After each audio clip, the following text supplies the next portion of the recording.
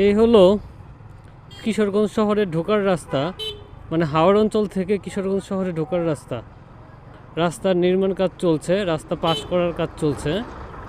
দেখেন রাস্তার কি অবস্থা। আমার জীবনটা মনে হয় এইভাবেই শেষ হয়ে যাবে। আমি যখন স্টুডেন্ট ছিলাম, আমার বাড়ি কালীহাতি টু টাঙ্গাইল যাওয়ার পথে, আমি পড়াশোনা করতাম টাঙ্গাইল, তো সেই টাঙ্গাইল যাওয়ার পথে তখন রাস্তার নির্মাণ কাজ শুরু হয়, 4 লেন করার কাজ শুরু হয়। এবং আমি যে 4 বছর পড়াশোনা করছি, এই জ্যাম ধুলাবালু এগুলো দিয়েই শেষ হয়ে যায় 4 বছর।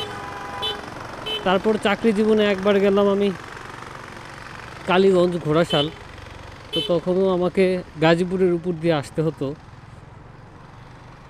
তখনও দেখলাম মীরের বাজার ওই এলাকাটায় রাস্তার নির্মাণ কাজ, এবং আবারও সেই জ্যাম ধুলাবালু ভাঙা।